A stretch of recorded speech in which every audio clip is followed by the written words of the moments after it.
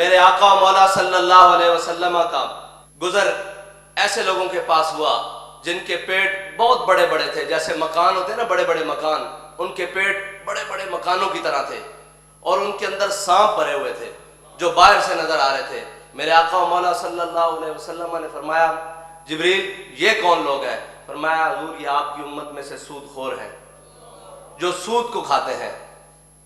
آپ مجھے بتائیں کہ جب پوری ریاست کا نظام سود کے اوپر چل رہا ہو اس میں کبھی برکت آ سکتی ہے؟ کتنی سخت وعید ہے۔ اللہ تعالیٰ نے فرمایا جو سود کھاتا ہے وہ اللہ اور اس کے رسول سے اعلان جنگ کرتا ہے۔ کیا ہم اللہ اور اس کے رسول سے اعلان جنگ کر کے کامیاب ہو سکتے ہیں؟ ہم اوپر لاکھ ورق چڑھائیں نا ساری باتوں کے کہ جناب ہم اسلامی جمہوریہ پاکستان، اور نیچے تمام معاملات لین دین سے لے کر ایک سوئی کے خریدنے سے لے کر اوپر عالمی سطح کے معاہدوں تک ساری باتوں میں سود شامل ہو، کیا ہم کامیاب ہو سکتے ہیں؟ کبھی بھی کامیاب نہیں ہو سکتے۔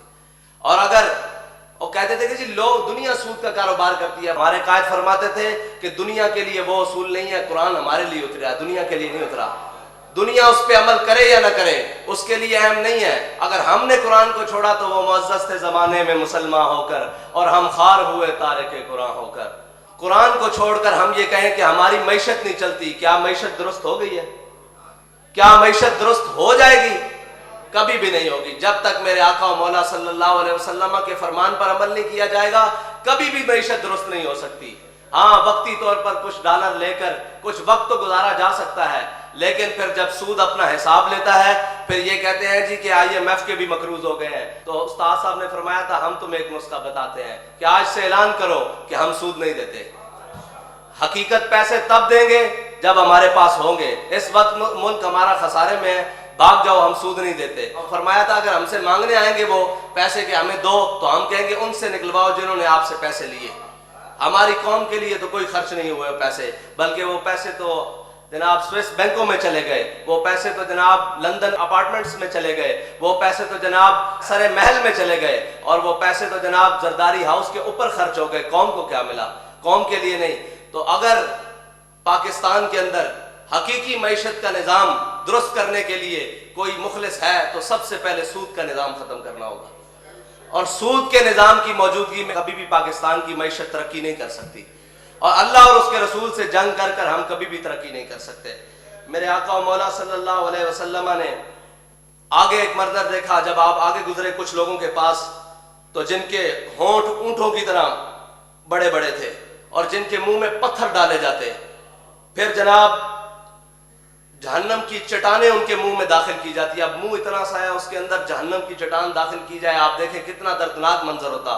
جب وہ پھٹ جاتے، ٹوٹ جاتے، پھر دوبارہ صحیح ہو جاتے، پھر دوبارہ نئی چٹان داخل کی جاتی۔ میرے آقا و مولا صلی اللہ علیہ وسلم نے پوچھا کہ جبریل یہ لوگ کون ہیں؟ انہوں نے عرض کی یا رسول اللہ یہ آپ کی امت میں سے وہ لوگ ہیں جو یتیموں کا ناحق مال کھاتے تھے، جو یتیموں کے بیواؤں کے پلاٹوں پر قبضہ کرتے تھے، جو یتیموں اور بیواؤں کے کوٹوں پر قبضہ کرتے تھے، جو بیت المال کے اندر زکوٰۃ کے نام پر کرپشنز کرتے تھے، یہ وہ لوگ ہیں۔ ان کو یہ سزا تو قیامت تک ہے، اور یہ سارے جن کو سزائیں مل رہی ہیں یہ رب سے دعا کرتے ہیں کہ یا اللہ قیامت قائم نہ ہو، ہمارا حشر تب کیا ہوگا، ہمیں کیا سزا، تب کیا سزا دی جائے گی۔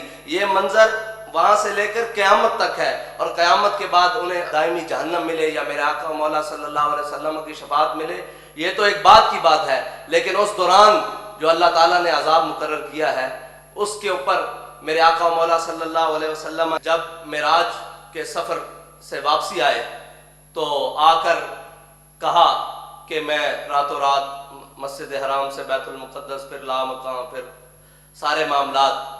تو جب قریش کے سامنے یہ بات آئی تو انہوں نے ماننے سے انکار کر دیا۔ ابو جہل بھاگا۔ یہ کافروں اور منافقوں کا کام ہوتا ہے کہ جب بھی کوئی اچھی بات سنی تو دائیں بائیں کان لگائے کہ جی یہ بات سچی ہے یا نہیں۔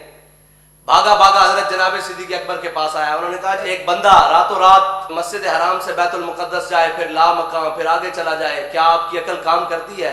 قربان جاؤں حضرت صدیق اکبر پر۔ پوچھا یہ کہا کس نے ہے، یہ بات کہی کس نے ہے؟ اس نے کہا کہ یہ بات آپ کے آقا و مولا صلی اللہ علیہ وسلم نے کہی ہے۔ حضرت صدیق اکبر فرمانے لگے اگر میرے آقا و مولا صلی اللہ علیہ وسلم اس سے بھی بڑی بات کرے تو صدیق ماننے کے لیے تیار ہے۔